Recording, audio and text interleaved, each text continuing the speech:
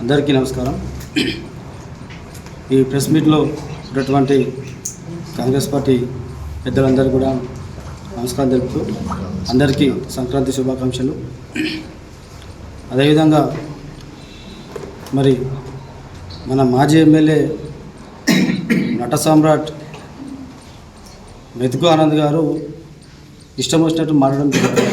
మన స్పీకర్ గారి పైన, తెలంగాణ స్పీకర్ గడ్డం ప్రసాద్ కుమార్ గారి పైన మరి ఇష్టం వచ్చినట్టు మాట్లాడడం అనేది అది మంచిది కాదు. ఎందుకంటే మీరు ఒక మాజీ ఎమ్మెల్యే, మీరు మాజీ ఎమ్మెల్యే ఉండి మరి ఈ విధంగా మాట్లాడడం చాలా తప్పు. మరి మీరు ఎమ్మెల్యేగా ఉన్నప్పుడు ఎన్ని అరాచకాలకు దిగిరో పాల్పడరో అందరూ తెలుసు. అదేవిధంగా మిమ్మల్ని ఈ అరాచకాలని చూసే వికారాబాద్ కాన్స్టిట్యున్సీ ప్రజలు మిమ్మల్ని ముడ్డు మీద అంతే మీరు బయటపడ్డారు. ఈరోజు వికారాబాద్లో మాట్లాడకుండా మీరు ఏదో పొక్కలో కూర్చొని హైదరాబాద్లో కూర్చొని మాట్లాడితే మరి మీరు హీరో అయిపోతా అని చెప్పేసి అనుకుంటున్నావేమో. నువ్వు ఆల్రెడీ నువ్వు జీరో అయిపోయినావు. ఈరోజు మళ్ళీ నేను ప్రజలు ముడ్డు మీద తన్నిన తర్వాత నన్ను మళ్ళీ ప్రజలను దగ్గర గుంజుకుంటారేమో నువ్వు అనుకుంటున్నావు. నువ్వు చేసిన అరాచకాలు అన్నింటి కాదు. తెలంగాణ స్పీకర్ గారిని బుల్లెట్ రాజా అని చెప్పేసి మాట్లాడుతున్నాను. మీరు ఎమ్మెల్యేగా ఉన్నప్పుడు మీకు ఎన్ని పేర్లు ఉన్నాయి? నేనే స్వయంగా నీకు నట సామ్రాట్ అని పేరు పెట్టిన. నట సామ్రాట్ అని చెప్పేసి మీ నటన మామూలు నటన కాదు. మీరు పద్యాలు పాడడం, డ్యాన్సులు చేయడం, తబలాలు కొట్టడం, దంచుడు, ఇష్టం వచ్చినట్టు అసెంబ్లీలో పాటలు పాడడం, ఇవన్నీ ఏంటి నీ కథలు ఏంది? అసలు నువ్వు వారు చేసిన సంస్కారం లేని విధంగా సంస్కారం లేని చేసినందుకు ఈరోజు నువ్వు ఓడిపోయినావు. బుల్లెట్ రాజు అని చెప్తున్నావు. అదేవిధంగా మరి నట సామ్రాటానికి పేరు పెట్టడం జరిగింది. మరి అదేవిధంగా డీజే టీలు అంటే పేరు పెట్టడం జరిగింది. ఇదంతా పబ్లిక్ పెట్టిర్రు, మేము కాదు పెట్టింది, పబ్లిక్ పెట్టిర్రు. ఈరోజు నువ్వు మళ్ళా ఓడిపోయినందుకు బాధతో ఉన్నావు, పిచ్చి పట్టిందో, మరి నీకు ఏం పట్టిందో, మరి ఇష్టం వచ్చినట్టు మాట్లాడడం కాదు. అదేవిధంగా మరి 2 సంవత్సరాల లోపల సీఏలు మారాడు, మరి మారగొట్టారని చెప్తా ఉన్నావు. మరి నువ్వు ఎమ్మెల్యేగా ఉన్నప్పుడు, మేము కౌన్సిలర్గా ఉన్నప్పుడు అదే 2 సంవత్సరాల లోపల నువ్వు ముగ్గురు సీఏలు మార్చినావు. మరి శ్రీనివాసరావును మార్చినావు సీఏ ఉన్నప్పుడు. మరి అదేవిధంగా రాజశేఖర్ని మార్చినావు. మరి అదేవిధంగా టంగుటూరు సీఏ గారిని మార్చడం జరిగింది. ఎందుకు మార్చినావు వీళ్ళని అంటే, వీళ్ళు కాంగ్రెస్ వాళ్ళకు పనిచేస్తున్నారు అని చెప్పేసి. అదే నేను కౌన్సిలర్గా ఉన్నప్పుడు నా మీద నువ్వు దాడి చేపించినావు. నేను ఒక దత్తాత్రేయ మాల వేసుకొని ఆ రోజు నేను కారులో వెళ్తూ ఉంటే నా కారు మరీ ఆపి మరి నువ్వు కార్కి బ్లాక్ ఫ్రేమ్ వేపించినావు అని చెప్పేసి నన్ను మరీ ఆపి, నన్ను ఒక కౌన్సిలర్ని చూడకుండా, మాల వేసుకున్నాను చూడకుండా నన్ను కొట్టి నన్ను రోడ్డు మీద తీసుకుపోయి పోలీస్ స్టేషన్లో కూర్చొని గలీజ్గా చాలా ఘోరంగా మాట్లాడి నన్ను పోలీస్ స్టేషన్లో కూర్చోబెట్టినాను. ఆ రోజు నేను సాయంత్రం వరకు నేను పోలీస్ స్టేషన్లో ఉన్నా. అదే రోజు మరి ప్రసాద్ అన్న అప్పటికి ఫోన్ చేసి, మరి నా పిల్లగాడు 5 నిమిషాల లోపల బయటికి రాకపోతే బాగుండదు, 5-6 వేల మందితో నేను బయటికి వస్తాం, వాడు చేసిన తప్పేందని చెప్తే నువ్వు ఆ రోజు భయపడి మళ్ళీ సీఐకి ఫోన్ చేస్తే సీఐ నన్ను రాష్ట్ర పిటిషన్ కొట్టేసి మరి నన్ను బయటకు పంపడం జరిగింది. మరి ఆ రోజు నువ్వు చేసిన అరాచకాలు కాదా? నువ్వు చెప్తా ఉన్నావు, నేను మీ కాంగ్రెస్ లీడర్లోనే నేను కాపాడినా, ఎంఆర్ఓతో లొల్లి అయితే ఆయన నేను కాపాడినా అని చెప్తున్నావు. మరి నువ్వు వారు చేసింది ఏంది? నన్ను కాపాడినావు. అను రోజు తొక్కినావు నన్ను. నా ఇంటి మీద బీర్ సీసాలు వడగొడిపించినావు. నా ఇంటి మీద నా కారు ఒకటేసారి 4 టైర్లు పంక్చర్ అవుతాయా? ఇవన్నీ ఎవరు చేసిరు? అరాచకాలు నువ్వు చేసినావు ఇవన్నీ. ఇంకో విషయం ఏంటంటే, మరి నువ్వు కమిషన్ల కోసం ఏ కాంట్రాక్టర్ నేను కమిషన్ తీసుకోలేను అని చెప్తా ఉన్నావు. ఈరోజు కమిషన్ తీసుకునేది ఇక్కడ లేదు ఈరోజు. కానీ నువ్వు అదే రాజీవ్ గురుగోపాల డబుల్ బెడ్రూమ్ ఇల్లు కడితే 2 కోట్ల రూపాయలు కమిషన్ అడిగినందుకే వాడు దెంకపోయాడు. ఎవరైతే కాంట్రాక్ట్ ఉండో వాడు దెంకపోయాడు. ఈ రోజుకి డబుల్ బెడ్రూమ్ అట్లనే ఉన్నాయి. మరి అదేవిధంగా నువ్వు ఇంకా చెప్తాను, ఏదో స్పీకర్ గారు దగ్గరికి వెళ్తే మాకు వాసన స్మెల్ వస్తుంది, మీరు దూరం ఉండాలి అని చెప్పేసి ఇవన్నీ ఏం మాట్లాడుతున్నావు? ఇవన్నీ మాటలు ఏంది? ఇవన్నీ చెప్తా ఉన్నావు. నువ్వు దీనికి అతీతంగా మరి అదే రోజు నువ్వు ఎమ్మెల్యే ఉన్నప్పుడు ఒక దళితుడు దళిత బంధు కోసం అని మా క్యాంప్ ఆఫీస్కి వస్తే అదే రోజు మరి దళితుడిని చెంప మీద కొట్టి పంపినావు నువ్వు ఆ రోజు. అదేవిధంగా నువ్వు మళ్ళా మరపల్లి దగ్గర మరి ఒక స్కూల్ అబ్బాయిని యాక్సిడెంట్ చేసినావు. యాక్సిడెంట్ చేసి లోపల దొబ్బేసినావు. అది సవితారెడ్డితో మాట్లాడిపించుకొని మరి ఆ రోజు లోపల పైసలు ఇచ్చి చేసిన ఇవన్నీ అరాచకాలు కావా? నువ్వు వానికి నువ్వు ఏం న్యాయం చేసినావు? చనిపోయిన వాళ్ళకి ఏం న్యాయం చేసినావు నువ్వు? అదేవిధంగా మరి సునీతా మహేందర్ గారిని ఎంత తిప్పలు పెట్టినావు? అదేవిధంగా మా మాజీ చైర్మన్ కానీ ఎంత తిప్పలు పెట్టినావు నువ్వు. ఈరోజు వీళ్ళందరినీ తిప్పలు పెట్టినందుకు కదా నేను ముడ్డి మీద నేను ఎవరైతే ముడ్డి మీదని దూరం పెట్టేసిర్రో, నీ పార్టీలో ఉండి నిన్ను ఓడగొట్టిరో వాళ్ళు ఈరోజు నీ పక్కన కూర్చొని మాట్లాడుతున్నారు వాళ్ళందరూ. మళ్ళీ నీకు సిగ్గు లేకుండా నువ్వు మళ్ళీ గుసగెట్టుకుని వాళ్ళతో మళ్ళీ చేతులు పట్టుకుని మాట్లాడుతాను. నీ స్థాయి ఏందో నువ్వు చూసుకోవాలి. నువ్వు ఎమ్మెల్యే అయ్యి మాజీ ఎమ్మెల్యే అయ్యి ఉండొచ్చు నువ్వు, కానీ నీవు స్థాయి అనేది స్పీకర్తో మాట్లాడే స్థాయి అనేది కాదు. నువ్వు కౌన్సిలర్తో మాట్లాడు, నువ్వు సర్పంచ్తో మాట్లాడు. ఎందుకంటే నువ్వు అంతా దిగజారిపోయావు. నీకు సిగ్గు లేదు ఫస్ట్. ఎందుకంటే నువ్వు ఎమ్మెల్యే, మాజీ ఎమ్మెల్యే ఉండి స్టిక్కర్ మీద కారు మీద ఇంకా ఎమ్మెల్యే అని పెట్టుకున్నావు. నువ్వు మనిషివి అయితే, నువ్వు వాస్తవానికి మనిషివి అయితే, నువ్వు మాజీ ఎమ్మెల్యే అయితే నువ్వు ఫస్ట్ దాని మీద ఎక్స్ ఎమ్మెల్యే అని రాసుకో, లేకుంటే మాజీ ఎమ్మెల్యే అని రాసుకో. ఒక కాన్స్టిట్యున్సీకి ఒకరే ఎమ్మెల్యే ఉంటారు, ఇద్దరు ఎమ్మెల్యేలు ఉండరు. నీకు ఎంత ముతబారి, ఎంత పవర్ ఎందుకు నీకు? అంటే పోలీసు వాళ్ళు వేసి ఎంత మలిపి ముడి మీద తంత్రాన్ని వేసి భయమా మధ్యలో ఆపేసి ఎమ్మెల్యే స్టిక్కర్ లేకపోతే ఫస్ట్ ఆ స్టిక్కర్ తీసేయి. నువ్వు ప్రతి వార్డులో ప్రతి ఏరియాకి వెళ్తున్నావు, ఎలక్షన్స్ ఉన్నాయని చెప్పి వెళ్తున్నావు, వెళ్ళి మాట్లాడుతూ ఉన్నావు, ప్రతి టీఆర్ఎస్ నాయకులతో మాట్లాడుతున్నావు. మొత్తం అబద్ధాలు ఆడ మాట్లాడేది అన్నీ. నువ్వేం చేసినావు? నువ్వు చక్కగా చేసింటే ఈరోజు నువ్వు ఎందుకు ఓడిపోతుండేవి? నువ్వు చక్కగా చేయకుండా ప్రతి ఒక్కరిని ఇబ్బంది పెట్టి ప్రతి ఒక్కరి మీద కేసులు చేపించి ఆడవాళ్ళని చూడలేవు, మొగుళ్ళని చూడలేవు, కాంగ్రెస్ పార్టీ చూడలేవు, నీ పార్టీ చూడలేవు. అదే మా కౌన్సిలర్ మా చంద్రనాయక్ మీద ఉట్టిగా కేసు పెట్టి ఏదో 10 సంవత్సరాల పంచాయతీ తీసుకొచ్చి కేసు పెట్టి జైలుకి పంపించినావు. నేను మీ పార్టీలో ఉన్నటువంటి వ్యక్తిని నేను కాపాడినా అని చెప్తాం. మరి మీ పార్టీలో ఉంది కదా మరి ఆయన ఎందుకు కాపాడలేకపోయినావు? ఎందుకు పంపినావు లోపలికి? మరి ఇవి పబ్లిక్ అంతా తెలుసు. నువ్వు ఇప్పుడు కాదు, ఇంకా 10 సంవత్సరాలు డప్పు పట్టుకొని కొట్టినా నేను మంచోని నేను మారిపోయినా అని కొట్టినా పబ్లిక్ నమ్మేటట్టు లేరు. నువ్వు ఇష్ట విధంగా మాట్లాడి బంద్ చేసుకో. నీకు ఏమన్నా ఉంటే డైరెక్ట్ మాత్రం మాట్లాడాలి. కౌన్సిలర్ సర్పంచ్ స్థాయి నీది. నువ్వు మళ్ళీ పోటీ చేసేంత వరకు నీ స్థాయి అదే ఉంటుంది. నువ్వు స్పీకర్తో కానీ, మాది ఉన్నటువంటి ప్రెసిడెంట్లు కానీ, మండల ప్రెసిడెంట్ కానీ, టౌన్ ప్రెసిడెంట్ కానీ, సీనియర్ లీడర్తో మాట్లాడే స్థాయి విధంగా నీది కాదు. నువ్వు దిగజారిపోయినావు. నువ్వు ఇష్టం వచ్చినట్టు మాట్లాడకు, పిచ్చి మాటలు మాట్లాడకు అని చెప్పేసి హెచ్చరిస్తూ ఇంకోసారికి నా మాట్లాడొద్దని చెప్పేసి చెప్తా ఉన్నాను. నిన్న డాక్టర్ ఆనంద్ అనే వ్యక్తి నిన్న మా స్పీకర్ గడ్డం ప్రసాద్ కుమార్ గారి గురించి అవగాహన లేని ఆరోపణలు చేయడం జరిగింది. ఈ ఆనంద్ అనే వ్యక్తి, ఆయన పేరు ఏమిటంటే డీజే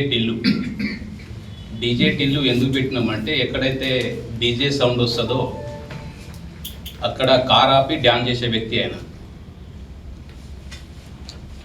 2018 ఆయన బీఫామ్ వచ్చినప్పుడు నా ఇంటికి రావడం జరిగింది. నా ఇంటికి వచ్చి నన్ను ఎట్టి పరిస్థితుల్లో గెలిపి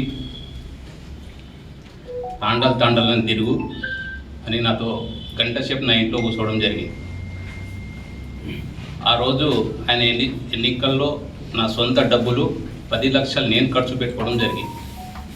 సొంత డబ్బులు ప్రతి తాండా కాన్స్టిట్యూన్సీలో నేను తిరగడం జరిగింది.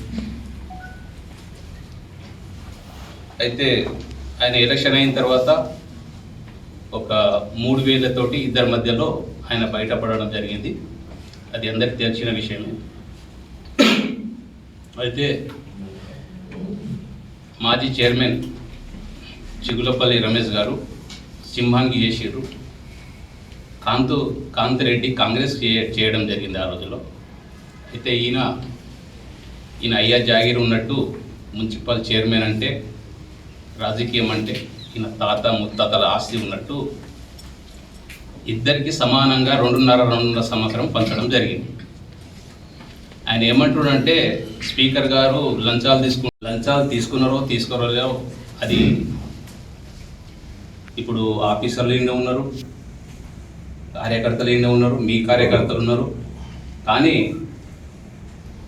ఏదైతే ఆ రోజు చైర్మన్ల విషయంలో చిగులపల్లి రమేష్ దగ్గర 1.5 కోటి తీసుకోవడము,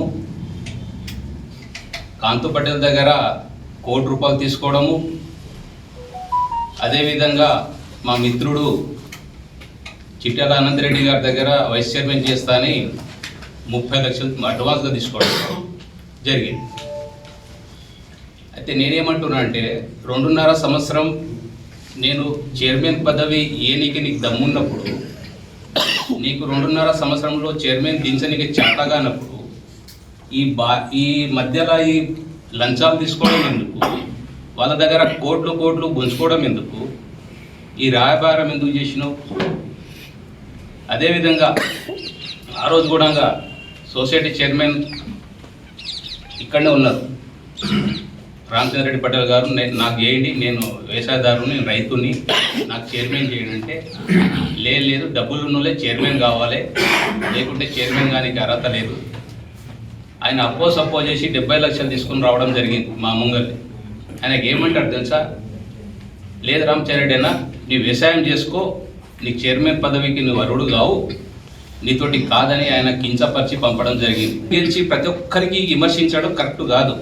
ఆనంద్ గారు, నువ్వు అనుకుంటున్నావు మళ్ళీ నేను ఎమ్మెల్యే అవుతా, విమర్శిస్తే ఎమ్మెల్యే అవుతా అని. వార్డు మెంబర్ గెలు ముందు, నేను చెప్తున్నా కదా, వార్డు మెంబర్ గెలిచి మేము కష్టపడి పైకి వచ్చిన వాళ్ళం, రాజకీయంగా కష్టాలు పడ్డాం, తిప్పలు పడ్డాం, డబ్బులు ఖర్చు పెట్టుకున్నాం.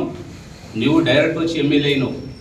ఆ అహంకారము, పాముకు బండలో విషం ఉంటుంది కానీ వానికి ఒళ్ళంతా విషం ఉన్నది, వాని ఒళ్ళంతా విషం ఉన్నది. నేను దగ్గర ఉండి చూసినవాడిని. ఎందుకంటే ఆ రోజు ముత్యంరెడ్డి గారు 1 ఎకరా భూమి, తాతలు సంపాదించిన భూమి, ఎకరా భూమి అమ్మి ₹1 కోటి ఇవ్వడం జరిగింది నాకు చైర్మన్ చేయని. నువ్వు లంచాల గురించి మాట్లాడుతున్నావా? ఈరోజు నువ్వు ఇంత శుద్ధ పోషణ లేక మాట్లాడుతున్నావా ఆనంద్ గారు? నీ తెలివి ఏంది, నువ్వేంది? అదేవిధంగా ఒకటి ఆయన ఏమంటాడంటే, జైలు పార్టీ వాళ్ళకి జైలుకు పంపించినావు అంటే కరెక్టే.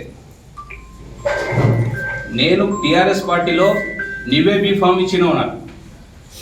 నేను టీఆర్ఎస్ పార్టీలో గెలిచిన 95లో మాకు రైల్వేలో పైసలు వచ్చింది, అందరికీ తెలుసు. మా భూమి రైల్వేలో పోయింది. అప్పుడు మేము మార్వడం దగ్గర భూమి కొన్నాం.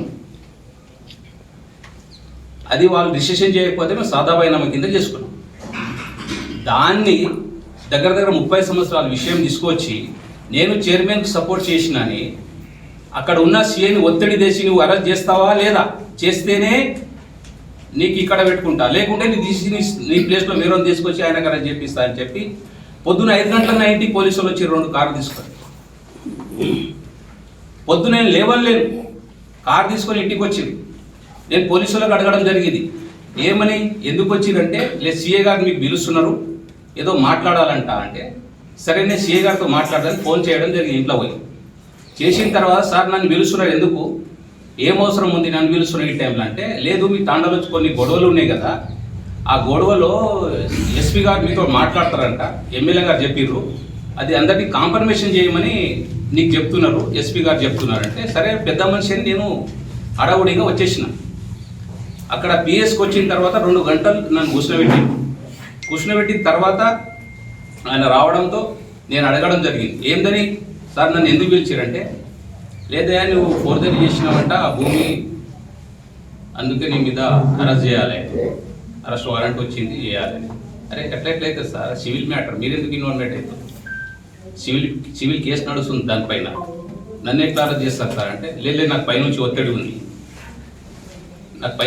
ఉంది, అంటే నేను ఒకటే చెప్పిన, రమేష్ అన్నకు ఫోన్ చేసిన, రమేష్ అన్న ఇట్లా అంటారు సిఏ గారు అంటే, ఆయన వచ్చి ఆయన వెళ్ళిపోయినాక ఒకటే చెప్పిన, సిఏ గారు మీకు ఎవరు అరెస్ట్ చేయమన్నారో నాకు తెలుసు, 95లో నేను ల్యాండ్ కొన్నా, ఇప్పుడు 2023లో నన్ను అరెస్ట్ చేస్తున్నారు మీరు, ఇది ఎక్కడి నుంచి వచ్చిందో నాకు తెలుసు, నేను ఎక్కడ డిస్టర్బ్ చేయను, ఎవరికి అల్లరి చేయను, నేను కౌన్సిలర్ పదవి అది ఇది ఏం చెప్పను, నేను సైలెంట్ కూర్చుంటా, నన్ను మీరు అరెస్ట్ చేయండి. నేను పోలీసులకు సహకరించిన, పాపం వాళ్ళ తప్పు లేదు.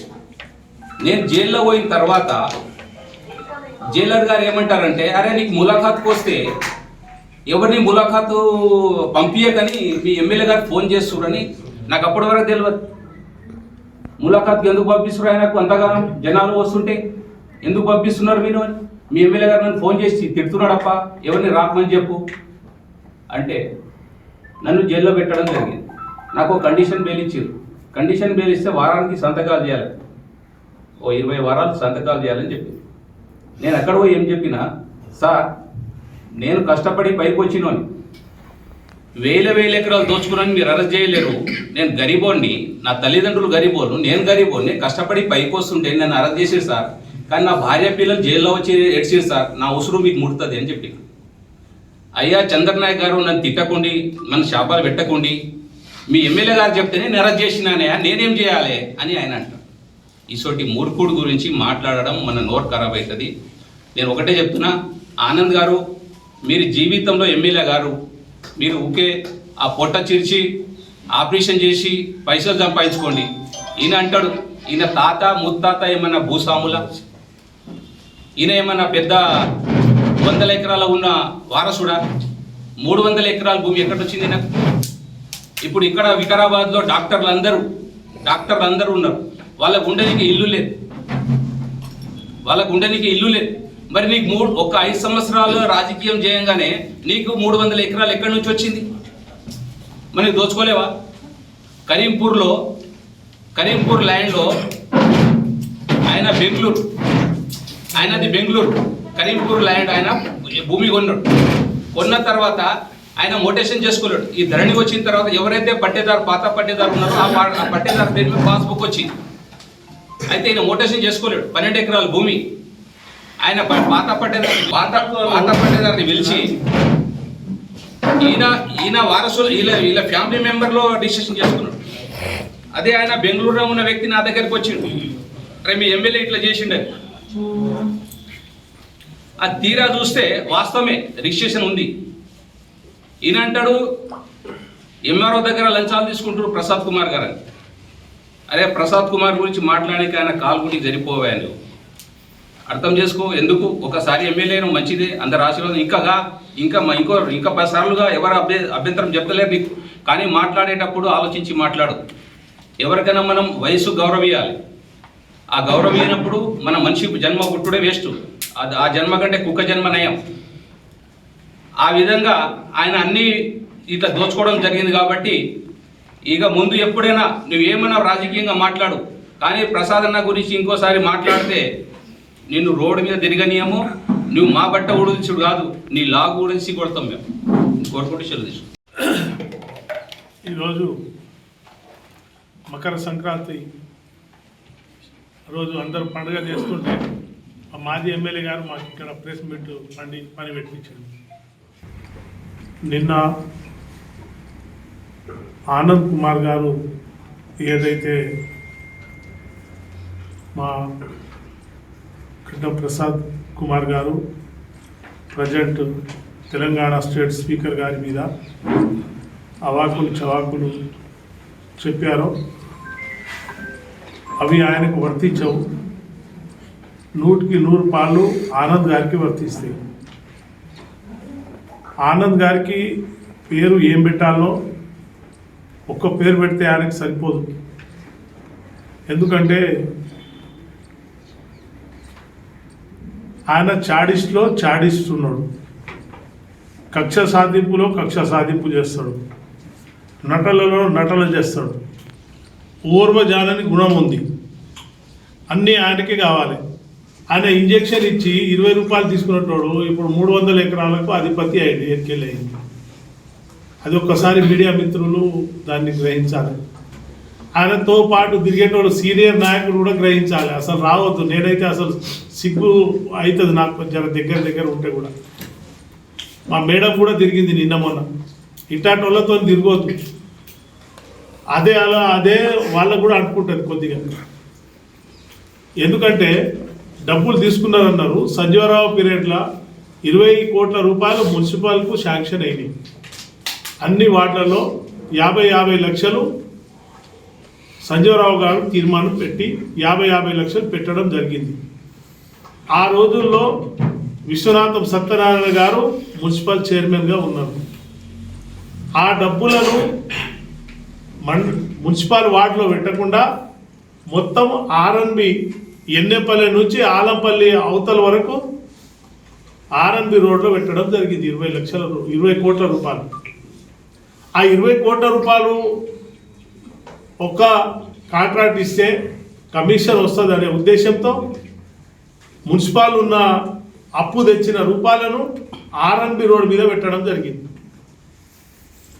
నీకేం అవసరం ఉండే ఆర్ఎన్బి రోడ్ మీద? ఆర్ఎన్బి డిపార్ట్మెంట్ ఉంది, ఇంజనీర్ ఉంది, ఆర్ఎన్బి ఈఎల్సీ ఉన్నారు, ఆర్ఎన్బి మినిస్టర్ ఉన్నారు.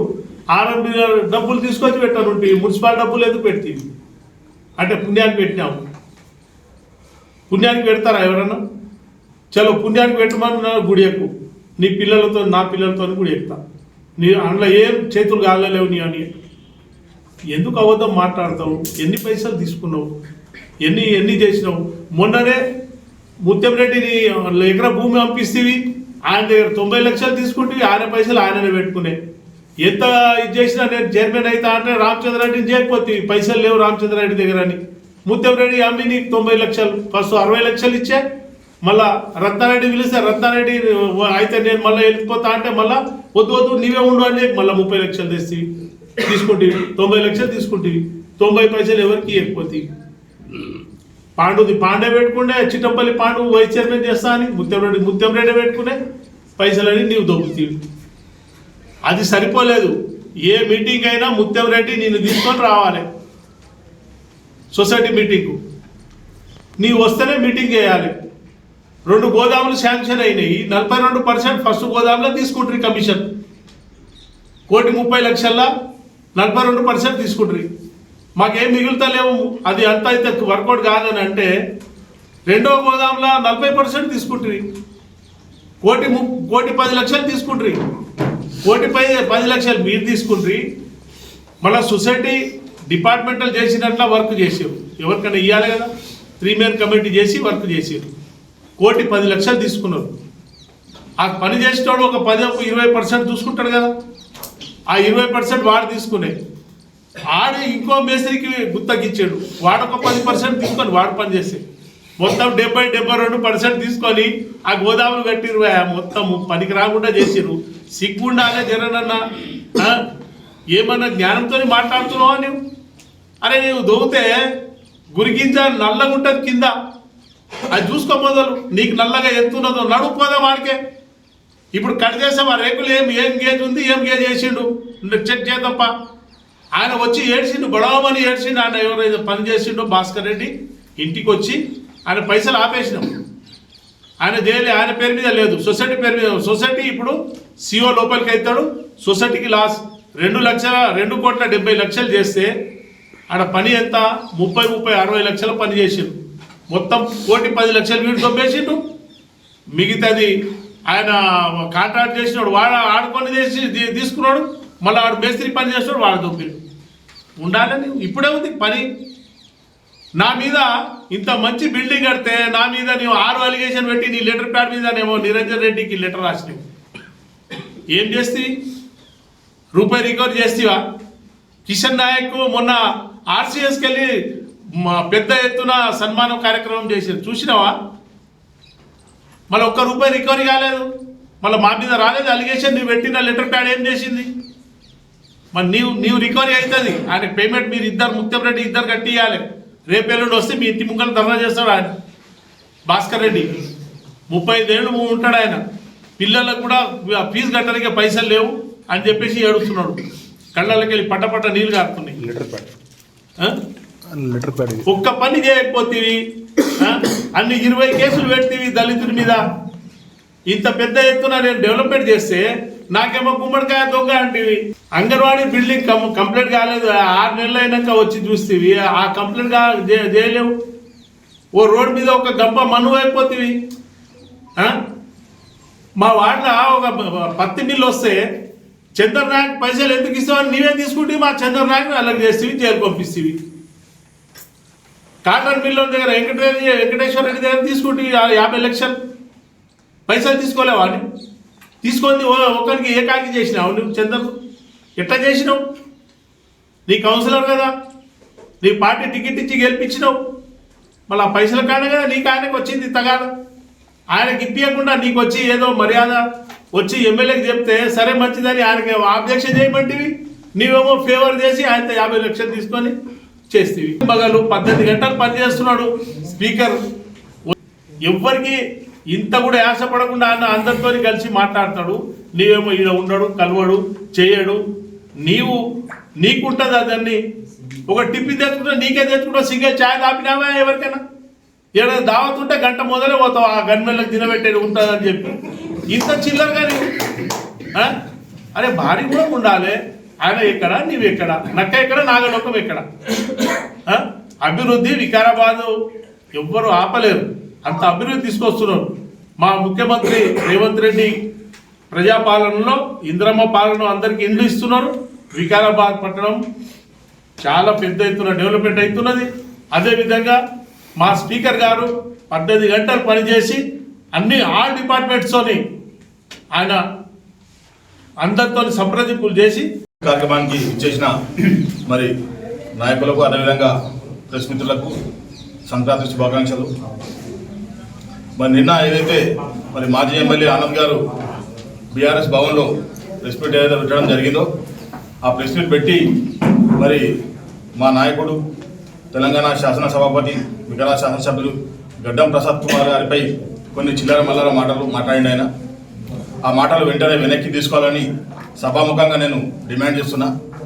ఎందుకంటే ఆయన 3వ ఎమ్మెల్యే, ఒకసారి బై ఎలక్షన్లో గెలిచిండు, మళ్ళీసారి గెలిచినాక మంత్రి అయ్యిండు. మరి ఇప్పుడు అత్యున్నత పదవి స్పీకర్, ముఖ్యమంత్రి తర్వాత ముఖ్యమంత్రి, అలాంటి ప్రోటోకాల్ ఉన్నటువంటి మా అసెంబ్లీ స్పీకర్ ప్రసాద్ కుమార్ గారిని పట్టుకొని నువ్వు చిల్లర మల్లర మాటలు మాట్లాడడం కరెక్ట్ కాదు. అదేవిధంగా మరి మన స్థాయి ఎందుకు కూడా తెలుసుకొని మాట్లాడాలి. ఒక్కసారి ఎమ్మెల్యే అయితేనే మరి మనము మాజీ ఎమ్మెల్యే అయిపోయి మనం ఎవరైనా విమర్శించవచ్చు అనేది కరెక్ట్ కాదు. ఒకసారి మీరు ఆలోచించుకోవాలి. మీరు మంచి ఎంబీబీఎస్ డాక్టర్, మీరు చదువుకున్న వ్యక్తి. ఒకసారి మీ వరకు మీరు ఆలోచించుకొని మాట్లాడితే బాగుంటుంది. ఎవరు ఏ స్థాయికి తగ్గట్టు ఇట్లా మాట్లాడాలో ఆలోచించుకొని మాట్లాడితే బాగుంటుంది. అదేవిధంగా కమిషన్ల విషయం మాట్లాడుతున్నారు. మీరు కమిషన్లు తీసుకొని ఆర్ఎండ్బి ఆఫీసర్లు రావడానికి భయపడుతున్నారు అని చెప్పి మేము ఎప్పుడు ప్రసాద్ కుమార్ గారు ఇక్కడ క్యాంప్ ఆఫీస్కి వచ్చినా కూడా అందరు అధికారులను తానే పిలిపించుకొని మరి కూర్చొని మా నాయకులు కూడా కొద్దిగా టైం మీరు ఆగండి, అభివృద్ధి విషయాలపై మాట్లాడుతుందని అధికారులతో, ప్రతి ఒక్క అధికారితో ఇక్కడే ఈ పక్క రూమ్లో మాట్లాడి మరి ఏమేమి సమస్యలు లేని మాట్లాడి దాన్ని మొత్తం ఒక ప్రొసీజర్ ప్రకారం అభివృద్ధి చేసుకుంటూ పోతుండు. మరి అలాంటి నాయకుని పట్టుకొని మీరు కమిషన్ల విషయం మాట్లాడుతారు. ఏదో ఉంటే బట్టగాల్చి మీరేసినంత మాత్రాన కరెక్ట్ కాదు. ఏదైనా ఉంటే నిజంగా ఆరోపణలు ఉంటే నిరూపించేటట్టుంటే ఆరోపణ చేయాలి. అదేవిధంగా మరి ఇంకోటి సీఏల విషయం కానీ, అధికారుల విషయం కానీ, సీఏల విషయం ఏముంది, లా అండ్ ఆర్డర్కి సంబంధించి వాళ్ళు కరెక్ట్ చేయకపోతే ఆటోమేటిక్ ఎస్పీ వ్యవస్థ ఉన్నది, పోలీస్ వ్యవస్థ ఉంది. పోలీస్ వ్యవస్థ దానికి సంబంధించిన చర్యలు తీసుకుంటుంది. దానికి స్పీకర్ గారికి ఏం సంబంధం ఉంటుంది? ఎట్లా కనీసమైన అవగాహన లేకుండా ఎట్లా మారుతుంది మీరు? అదేవిధంగా మరి మున్సిపల్ జెండా ఎగరేస్తాం, మున్సిపల్ జెండా ఎగరేస్తాం. ఎట్లా ఎగరేస్తారు మున్సిపల్ జెండా? మొన్న అసెంబ్లీ ఎలక్షన్లో మీకు ఎంత మెజార్టీ వచ్చింది? ఎంత మెజార్టీ వచ్చిందా మీరు మున్సిపల్ జెండా ఎగరేస్తాం? మేము ఈ సభాముఖాన్ని తెలియజేస్తున్నాం. అతి త్వరలో రాబోయే మున్సిపల్ ఎలక్షన్లో వికారాబాద్ మన పట్టణ సభ్యులు సుధాకర్ రెడ్డి గారి ఆధ్వర్యంలో, అదేవిధంగా స్పీకర్ శ్రీ గడ్డం ప్రసాద్ కుమార్ గారి ఆదేశాల మేరకు మేము 30 వార్డు గెలుస్తున్నాము. వికారాబాద్ జెండా ఎగరేస్తాం. ఇది తథ్యం. రాష్ట్ర 30 వార్డు గెలవబోతున్నాం. కాంగ్రెస్ పార్టీ చైర్మన్ అవుతుండు. వికారాబాద్ మున్సిపల్లో జెండా ఎగరేస్తాం. మరి అదేవిధంగా ఇలాంటి చిల్లర మల్లర విషయాలు మాట్లాడకుండా కొద్దిగా మీకు స్థాయికి తగ్గట్టు మనం విమర్శించేటప్పుడు స్థాయిని చూసుకొని మాట్లాడాలి. మా కాంగ్రెస్ పార్టీ కార్యకర్తలు, కాంగ్రెస్ పార్టీ అనేది ఒక సముద్రంలో మా కార్యకర్తలు ఈరోజు ఎట్లా పనిచేస్తారు అంటే జలాంతర్గా ఉంటుంది, సబ్మెరైన్ అంటే నీళ్ళ లోపల పనిచేస్తుంటుంది. అది ఎక్కడైతే దాని పని కావాలో అక్కడ బయటకు వెళ్తుంది. మా కార్యకర్తలు కూడా ఈరోజు మున్సిపల్ ఎలక్షన్ కోసం వార్డులలో అదే రీతిగా పనిచేస్తారు. జలాంతర్గామం లెక్క పనిచేస్తారు, సముద్రం జలాంతర్గామం లెక్క మా కార్యకర్తలు పనిచేస్తారు. వాళ్ళు ఎక్కడ దెబ్బ కొట్టాలో అక్కడ దెబ్బ కొట్టేస్తారు. మీకు అంత వర్కౌట్ నడుస్తుంది. ఖచ్చితంగా మున్సిపల్లో ఈసారి మేము జెండా ఎగరేయబోతున్నాం. ఇది తథ్యం.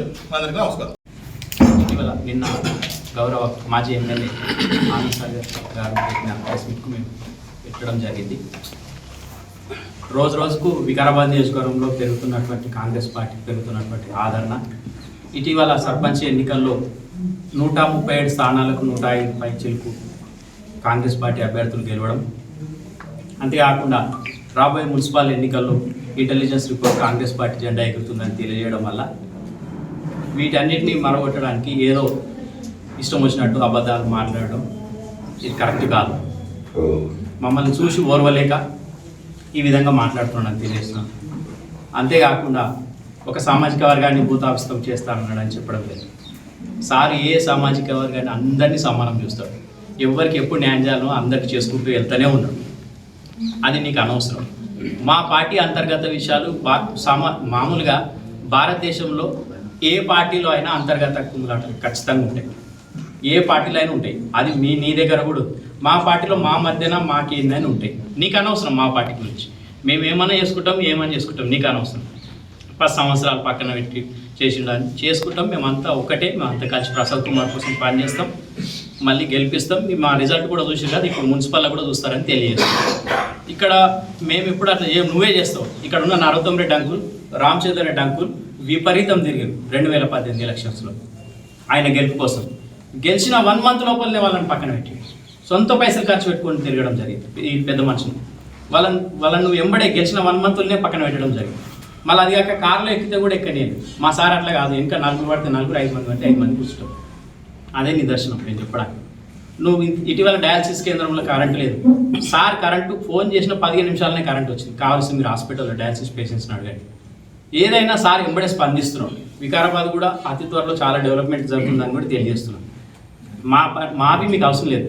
వికారాబాద్ మండలంలో ఒకటి కేసు అయింది అని ఒక విలేజ్, ఆ కేసు అయిన మాట వాస్తవం. ఒక విలేజ్లో ఒక సంఘటన జరిగింది.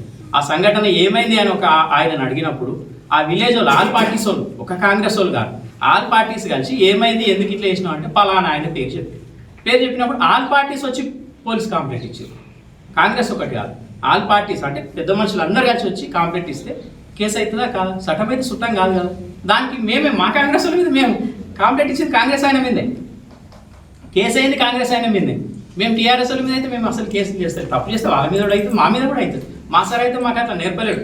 పోలీసు వాళ్ళకి అయితే ఎప్పుడు ఆంక్షలు వేయలేడు. అట్లాంటి ఎస్టీసీఎల్ నాయకుడు రమేష్ నాయక్ మీద కూడా కేసు అయింది. మా కాంగ్రెస్ వాళ్ళు అంటే తప్పు ఏదైనా కంప్లైంట్ వచ్చినప్పుడు మా సార్ పట్టించుకోవడం. అట్లా కాంగ్రెస్ వాళ్ళు ఇష్టం వచ్చినట్టు చేసుకోవాలనేది మాకైతే నేర్పలేడు. ఏదైనా ఒక సిస్టమేటిక్ ఉంటాం. చట్టం చుట్టం కాదంటాడు సార్, అది తప్ప. కేసు పెట్టినట్టు మాట్లాడారు, ఊరంతా అయింది, కేసు అయింది. దానికి చేయకపోతే చేయలేరు అంటారు, చేస్తే చేసింది అంటారు. ఇది ఎంతవరకు కరెక్ట్? మా పార్టీ విషయాలు నీకు అనవసరం. అట్లంటే భూమల్ల కృష్ణయ్య అన్నాడు, నువ్వు మొత్తం దళితబంధు కాడ కమిషన్ వసూలు చేస్తున్నావు అని. మీ పార్టీ లీడర్లే నిన్న అన్నారు, అనలేదా? మరి అట్లాంటి ఎట్లా? నువ్వు కమిషన్ మీ పార్టీ బహిరంగంగానే అన్నారు కదా, మరి దానికి ఏం సమాధానం చెప్తావు? ఇట్లాంటివి కాకుండా ఏదన్నా అభివృద్ధి వికారాబాద్కి చేయండి అని సలహాలు ఇవ్వండి, నీట్గా మాట్లాడండి. రఫ్గా ఈ వార్తలు పెడతాం చూడడం ప్లేస్ లాగా ఆ లాంగ్వేజ్ కరెక్ట్ కాదు. కొంచెం పద్ధతిగా ఒక మంచి మాజీ ఎమ్మెల్యే మంచిగా మీరు నీట్గా మాట్లాడితే బాగుంటుందని తెలియజేస్తాం. ఈ అవకాశం ఇచ్చిన పెద్దగా. ముఖ్యంగా ఇటీవలే బీఆర్ఎస్ పార్టీకి సంబంధించినటువంటి పెద్దలు, గౌరవనీయులైనటువంటి మాజీ మంత్రివర్యులు సత్యనారాయణ రెడ్డి మేడం గారు, చాలామంది పెద్దలు ఇంటికి రావడం జరిగింది. కొంచెం వాళ్ళ వచ్చుట్లో తప్పు లేదు. వాళ్ళు ప్రతిపక్ష పార్టీ కాబట్టి వాళ్ళు వస్తారు, వాళ్ళ న్యూస్ వాళ్ళు చెప్తారు. కానీ చెప్పుట్లో ఒక ప్రాబ్లం ఏమొచ్చిందంటే వికారాబాదు జిల్లా హెడ్ క్వార్టర్ పోతున్నాడు అని అబద్ధం ప్రచారం చేస్తున్నాడు. అది కరెక్ట్ కాదు. జిల్లాలో మీద రీఆర్గనైజేషన్ కమిషన్ అనేది ఇస్తామనేది మాట నిజం. రీఆర్గనైజేషన్ కమిషన్ అనేది చెప్పుకుంటారంటే ఇప్పుడు గజ్వేల్ జిల్లా ఉన్నది 6-7 మండలాలు ఉన్నాయి. సిరిసిల్ల జిల్లా ఉన్నది 4-5 మండలాలు 7 మండలాలు ఉన్నాయి. సిద్దిపేటకు అట్లా పెట్టి ఇట్లా 6 మండలాలు 7 మండలాలు ఉన్నది జిల్లాగా గుర్తించమని కేంద్ర ప్రభుత్వం, ఏదైతే భారతీయ జనతా పార్టీ ఆధ్వర్యంలో నడుతున్న కేంద్ర ప్రభుత్వం, జిల్లాలకు ఒక శాస్త్రీయత లేదు. కాబట్టి ఇప్పటిదాకా కేంద్ర ప్రభుత్వం 10 జిల్లాలనే గుర్తించి ఫండ్స్ ఇస్తుంది. ఈ 33 జిల్లాలను గుర్తిస్తలేదు కేంద్ర ప్రభుత్వం. ఇది గమనించాలి. మనము ఎప్పుడే కానీ ఒక పొలిటికల్ పార్టీ పొలిటికల్ లీడర్ మాట్లాడేటప్పుడు కేంద్ర ప్రొసీజర్ ఏముంది, కేంద్ర ప్రభుత్వం ప్రొసీజర్ ఏముంది, ఎన్డీఏ గవర్నమెంట్ ప్రొసీజర్ ఏముంది, రాష్ట్ర ప్రభుత్వం ప్రొసీజర్ ఏముంది, రాష్ట్ర కేంద్ర ప్రభుత్వాల బిజినెస్ అంటే వ్యాపారం కాదు, బిజినెస్ అంటే రాజ్యాంగబద్ధమైనటువంటి చట్టాలు ఏమున్నాయి, దాన్ని అవగాహన చేసుకొని పొలిటికల్ లీడర్లు మాట్లాడితే బాగుంటుంది. కానీ ఇప్పుడు ఈ బీఆర్ఎస్ పార్టీని అట్లా మాట్లాడతలేదు. గాలికి ఈడికొచ్చి ఇది జిల్లా అవుతుందని చెప్తారు, నారాయణపేట పోయి అది జిల్లా అవుతుందని చెప్తారు, సిద్దిపేట పోయి ఇది జిల్లా అవుతుంది. అంత గందరగోళం మాటలు, అంత గజిబిజి చిన్నపిల్లలు గోడీలాట ఆడుతుంటే ఓడిపోయే పొరగాడు ఏం చేస్తారు, అన్ని గోడీలు టీంలో కలిపినట్టు తోతిరి చేస్తున్నారు వీళ్ళు. దయచేసి నేను ఒకటే కోరుతున్నా, గౌరవ ప్రతిపక్ష పార్టీకి సంబంధించినటువంటి బీఆర్ఎస్ పార్టీ పెద్దలకు, వాళ్ళు మేము గౌరవిస్తాం, ఎందుకంటే మాకు సంస్కారం ఉంది. వాళ్ళు మా స్పీకర్ను గౌరవించరా వాళ్ళకి విజ్ఞత వదిలిపెడుతున్నారు. మా స్పీకరు ఒక జ్యుడిషియల్ ఎగ్జిక్యూటివ్ మెజిస్ట్రేటు టైపు ఉద్యోగం ఆయన ఏం మంత్రి కాదు ఉడుకులాడడానికి, గలిగలి తినడానికి. ఒక హోదా ఉన్న వ్యక్తిని, ఒక ఆయన మంత్రి ఎమ్మెల్యే ఉంటే ఏమైనా విమర్శించండి, తప్పలేదల్లా. ప్రతిపక్ష పార్టీగా విమర్శించే హక్కు మీకు ఉంది, విమర్శించండి. మంచి భాషలో హెల్దీ పొలిటికల్ స్టేట్మెంట్స్ అంటారు. పొలిటికల్ స్టేట్మెంట్స్ 2 ఉంటాయి, ఒకటి అన్హెల్దీ, ఒకటి హెల్దీ పొలిటికల్ స్టేట్మెంట్స్ ఇవ్వండి. మీరు మాట్లాడేదానికి ఏదానికి కూడా ఆధారాలు లేవు. ఆధారాలు ఒకవేళ ఉంటే మీరు స్పీకర్ మీద ఆరోపణ చేయాలనుకుంటారు, మీరు గవర్నర్ పోయి కంప్లైంట్ చేయండి, మీ దగ్గర ఆధారాలు ఉంటాయి, ఆయన ఏమైనా తప్పు చేసినట్టుంటే. మీరు పోయి లోకాయుక్త కంప్లైంట్ ఇవ్వండి, ఆయన తప్పు చేసినట్టుంటే. రాష్ట్రపతి కంప్లైంట్ ఇవ్వండి, ఆయన తప్పు చేసినట్టుంటే. సో ముఖ్యమంత్రి అంటే కాంగ్రెస్ ఆయన చర్య తీసుకోడు. మీరు ఇవన్నీ ముఖ్యమంత్రి మన గౌరవ స్పీకర్ మీద ఎందుకు విమర్శన చేస్తున్నాడు మన స్థానిక మాజీ శాసనసభ్యుడు అంటే ఆయన సొంతం చేస్తలేడు, అది కేసీఆర్ డైరెక్షన్తో చేస్తున్నాడు. దానికి కారణం ఏంటంటే ఇటీవలే ఫిరాయింపు చట్టం ఏదైతే వచ్చిందో దాంట్లో ఎమ్మెల్యేలు 10 మంది వాళ్ళు ఫిరాయించినని వాళ్ళు అనడము, లేకపోవడం అని అనడము ఏదైతే జరుగుతుందో దాంట్లో వాదనలు ప్రతివాదనలు జరిగి సుప్రీంకోర్టు కూడా జోక్యం చేసుకుంది, అది మీకు అంతా తెలుసు. అందులో క్లియర్గా ప్రతి నెల 39 మంది శాసనసభ్యులు ఉన్నారు బీఆర్ఎస్ పార్టీకి. ఈ 39 మంది శాసనసభ్యులతో పాటు నెలకు వాళ్ళు 5,000 రూపాయలు 10,000 రూపాయలు చందా ఇస్తారు పార్టీకి. ఆ చందా ఇప్పటికి వీళ్ళందరూ ఇస్తున్నారు. పోచారం శ్రీనివాసరెడ్డి ఇస్తున్నాడు, యాదవ్ ఇస్తున్నాడు, అందరు ఇస్తున్నారు. నెల పైసలు తీసుకుంటున్నారు. మరి వాళ్ళు మీ పార్టీ కానప్పుడు వాళ్ళ దగ్గర పైసలు ఏం తీసుకుంటున్నారా మీరు? నంబర్ 1. నంబర్ 2 ఏంటంటే అసెంబ్లీలో ఎప్పుడు హరీశ్రావు మాట్లాడినా కానీ ఏమంటాడు, 39 మంది శాసనసభ్యులు ఉన్నాం, మాకు టైం ఎందుకు ఇస్తలేరు, టైము మా శాసనసభ్యుల సంఖ్య బట్టి టైం కేటాయిస్తారు అసెంబ్లీలో. ఆ 39 మంది శాసనసభ్యులకు సంబంధించిన టైంను వీళ్ళు అనుభవిస్తున్నారు. అనుభవించుకుంటే మా పార్టీలోకి మీ పార్టీలో 10 మంది పోయినట్టు. ఇది ఎట్లున్నదంటే దొంగ పోలీసు అట్లా లేకుండా దాన్ని. అరే మీ 39 మంది పేరు మీదే మీరు టైం క్లెయిమ్ చేసుకుంటున్నారు ఏడా అసెంబ్లీలో. 39 మంది దగ్గరికి వెళ్ళి మీరు నెల పైసలు మీ పార్టీకి చెందబోతున్నాయి, వాళ్ళ జీతంలో కట్ అయిపోతున్నది. మళ్ళీ అవన్నీ తీసుకొని మళ్ళీ ఫిరాయించారని మీరే అంటున్నారు. మళ్ళీ స్పీకర్ నిర్ణయం తీసుకుంటేనేమో స్పీకర్ ఏకపక్షంగా పోతున్నాడని అంటున్నారు. మీరు ఆ 2 బంద్ చేసుకొని కంప్లైంట్ ఇస్తే మీ కంప్లైంట్కి వాల్యూ ఉంటుంది. ఆ 2 తీసుకుంటారు. మైసమ్మ కాడ ఏడ మీకే కావాలి, పోషమ్మ కాడ ఏడ మీకే కావాలి, అన్ని ఏడలు తింటారు. అరే దేవతలు లేరు దేవుని లేరు అంటారు. ఏం పద్ధతి ఇది? ఎందుకు తీసుకున్నారు మీరు? అది వాళ్ళు పార్టీలోకి వెళ్ళి 10 మంది పోయినప్పుడు వాళ్ళ దగ్గరికి వెళ్ళి తీసుకోవద్దు కదా మీరు పైసలు. నెల పైసలు అయితే తీసుకుంటారు కదా, మీ పార్టీ అకౌంట్లో పడుతున్నాయి కదా, ఆ డబ్బులు తీసుకుంటారు. మళ్ళీ అంటే టైము వాళ్ళ పేరు మీద టైం తీసుకొని అసెంబ్లీలో మాట్లాడతారు. అన్నీ అనుభవించుకుంటూ మళ్ళీ వాళ్ళు ఫిరాయించినట్టు. దాని మీద స్పీకర్ డిసిషన్ చేస్తే స్పీకర్ మీద కుట్ర చేస్తున్నాం. స్పీకర్ను ఎట్టి పరిస్థితులలో స్పీకర్ యొక్క పరపతిని, ఆయనకు ఉన్నటువంటి డిగ్నిటీని తగ్గించడానికి మీరు ప్రయత్నం చేస్తున్నారు. ఈ తప్పులు ఎన్నేవారు తమ తప్పులు ఎరగరు అనే పద్యం ఉంది కదా, అట్లా మీరు తప్పులు చేస్తారు. మీ తప్పుల మీద రాజ్యాంగబద్ధంగా ఆయన డిసిషన్ తీసుకుంటే ఆయనను తప్పు పడతాడు. ఇది ఎంతవరకు సమంజసం? ఇప్పుడు మీరు స్పీకర్ తప్పు చేసిండు, ఆడ కమిషన్ ఈడ కమిషన్, మన కమిషన్ తీసుకుంటే మనం మీ దగ్గర సాక్షి ఉంటే గవర్నర్ కంప్లైంట్ చేయండి రేపు పొద్దుగాల పోయి. ఎవరైతే అంటారు మిమ్మల్ని? రాజ్యాంగం ఎడుస్తున్నాయి కదా, స్పీకర్ మీద కాదు భారత ప్రధాని మీద కూడా కంప్లైంట్ చేయొచ్చు, ఎవరి మీద అయినా కంప్లైంట్ చేయొచ్చు. అదే డెమోక్రసీ. అవేం లేవుటి గాలికి ఇట్లా బట్ట కాల్చి మీద పడేస్తారు అంతేగా, దానికి తోక ఉండదు, మూతి ఉండదు. మొన్న ఇక్కడికి వచ్చిర్రు, మా పార్టీ జెండా మీ పార్టీ జెండా ఎగరేయడానికి ఈ జిల్లా పోతుందని చెప్పి ఓట్లు వేయించుకుంటారా మీరు? ఎట్లా? అది 18-20 మండలాలు ఉన్నాయి ఈ జిల్లాకు. ఇది 100% సెక్యూరిటీ కలిగినటువంటి డిస్టిక్గా విభజించారు. కేసీఆర్ గవర్నమెంటే చేసింది, మీకు కాదంటారు. ఆ తర్వాత ఇది జిల్లాను కింద విజయనిగా చూస్తే వీళ్ళంతా ఉద్యమం చేసిన వాళ్ళే. అన్ని పార్టీలు ఏకపక్షంగా అందరం కొట్లాడే వాళ్ళ, మీరు కూడా వచ్చి మేము కూడా వచ్చి అందరం కలిసి కొట్లాడి మనం జిల్లా ఏర్పాటు చేసుకున్నాం. ఈ జిల్లాలు పోతాయని పుకారు పుట్టిస్తున్నాం. అంటే ప్రజలను కన్ఫ్యూజ్ చేయగా చూస్తున్నారు. మున్సిపల్ ఎలక్షన్ లేకుంటే ఇవన్నీ ఏం మాట్లాడకుర్రి. అంతకుముందు రైతు బంధు వాళ్ళే అంటుర్రి, ఇప్పుడు రైతు బంధు గురించి మాట్లాడతలేదు. ఎందుకంటే మున్సిపల్లో రైతు బంధు ఉండదు కదా ఎక్కువ. అవి మీరు కాంగ్రెస్ పార్టీ మేనిఫెస్టో తీసుకోండి. కాంగ్రెస్ పార్టీ మేనిఫెస్టోలో ఎక్కడెక్కడ పొరపాట్లు చేస్తున్నారో దాన్ని ఫైట్ చేయండి. మీరు ప్రతిపక్షంగా మీకు సలహా ఇస్తున్నాం. కాంగ్రెస్ పార్టీ మేనిఫెస్టోలో ఏమేమి చెప్పినామో ఎక్కడైనా మేము తప్పితే దాన్ని పాయింట్అవుట్ చేసి మీరు పోరాటం చేయండి. అది నిజమైన ప్రతిపక్షం అంటారు. అది ఇడిచిపెట్టినరు గాలి మాటలు, స్పీకర్ పరపతి దెబ్బతీయడం, అది కరెక్ట్ కాదు. స్పీకర్ని విమర్శించొద్దు. జనరల్గా పొలిటికల్ పార్టీలు స్పీకర్ని ఎవరు విమర్శించరు నాకు తెలిసిన కాడికి. ఇప్పటిదాకా పోచారం శ్రీనివాసరెడ్డి ఉండే అక్కడెక్కడ విమర్శించారు కాంగ్రెస్ లీడర్లు, అక్కడ ఆయన ఆపోజిషన్ కదా, ఎక్కడ విమర్శించలేరు. ఆ స్పీకర్ అనే స్థాయి ఏందనేది కూడా వీళ్ళకి అర్థం కాకొచ్చింది. స్పీకర్ అనేది ప్రసాద్ కుమార్ అనేట ఆయన ఈ 5 ఏళ్ళు ఉంటాడు, 10 ఏళ్ళు ఉంటాడు, 20 ఏళ్ళు ఉంటాడు, పోతాడు. కానీ స్పీకర్ అనే పదవి అనేది గౌరవ పదం అటువంటి పదవి. ఆ పదవికి రెస్పెక్ట్ ఇవ్వాలి. రేపు పొద్దుగాల ప్రసాద్ కుమార్ 10 ఏళ్ళకి 20 ఏళ్ళకు 20 ఏళ్ళకైనా రాజకీయ రిటైర్మెంట్ అయితే కదా, 20-25 ఏళ్ళ నాడికి అప్పుడే నీవే కావచ్చు స్పీకరు. 25 ఏళ్ళ నాడికి ఆయన రిటైర్డ్ ఆ సైట్ 25 ఏళ్ళ ఆయన రిటైర్డ్ అయిపోయిన తర్వాత మీ పార్టీ నుంచి నీవే కావచ్చు స్పీకరు, మాజీ ఎమ్మెల్యేనే కావచ్చు, అయినా కానీ నీకు కూడా మేము అదే గౌరవం ఇవ్వాలి. అది ఎందుకు మరుస్తున్నారో అర్థం కాకొచ్చింది. నువ్వు దయచేసి గౌరవం తగ్గించే విధంగా చదువుకున్నాడు, నువ్వు చదువురానుడో కావు, రాజ్యాంగం మీద నీకు అవగాహన ఉంది, చట్టాల మీద అవగాహన ఉంది. దయచేసి నీకు ఎవరు సలహా ఇస్తున్నారు కానీ ఆ సలహా కరెక్ట్ కాదు. ఒక రాజ్యాంగబద్ధమైనటువంటి పదవులు ఉన్న వాళ్ళని గౌరవించడం నేర్చుకోవాలి. నెంబర్ 1. నెంబర్ 2, ఆయన ఏదన్నా తప్పు చేస్తే చట్ట ప్రకారము రాజ్యాంగ ఎయిడ్స్ ఉన్నాయి, ఆ ఎయిడ్స్ పోయి కంప్లీట్ చేయి. చట్టం ప్రకారం రాష్ట్రపతికి, ప్రధానమంత్రికి, సెంట్రల్ హోమ్ మినిస్టర్కు, రాష్ట్రంలో ఉన్నటువంటి సంబంధించినటువంటి గవర్నర్కు, లోకాయుక్తకు, వీళ్ళందరూ కూడా కంప్లైంట్ ఇచ్చే రైట్ ఉంది మీ పార్టీకి. అట్లా ఇవ్వండి, అదో పద్ధతి ఉంటుంది. ఏదానికి కానీ పద్ధతి తప్పి మాట్లాడకండి దయచేసి. వికారాబాద్ నియోజకవర్గం కానీ వికారాబాద్ జిల్లా కానీ హెల్దీ పొలిటికల్ ఉంది, మంచి వాతావరణం. మీ పార్టీల మీద ఏమైనా తప్పుడు కేసులు పెట్టినారో ఒకటి చెప్తాను. మీ పార్టీల మీద ఎక్కడెక్కడ తప్పుడు కేసులు పెట్టినారో ఒక లిస్టు తయారు చేసి నాకు పంపి, నేను పోయి స్పీకర్ దగ్గర కూర్చొని విచారణ చేపిస్తాను.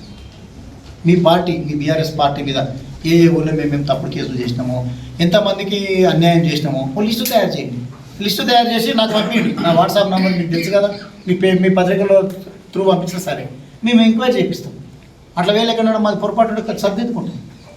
అట్లా ఉండాలి పొలిటికల్. కానీ ఊరికేనే కేసులు చేసి కేసులు చేసినో నాకు ఇప్పటిదాకా అర్థం కాలేదు. మా రాజశేఖర్ అంటారు మన మీద కేసులు అయితే, మా పార్టీల మీద కేసులు అయితే కూడా మేము ఏమంటలేదు, చట్టం ప్రకారం అది అవుతుంది అంటున్నాడు. అంటే ఎక్కడ కూడా మేము బీఆర్ఎస్ పార్టీని కానీ బీఆర్ఎస్ కార్యకర్తలను కానీ ఎక్కడ కూడా ఇంత గ్రామ పంచాయతీ ఎలక్షన్ అయింది ఎక్కడ మేము హరాస్మెంట్ చేయలేదు, ఎవరి మీద తప్పుడు కేసులు పెట్టం కూడా.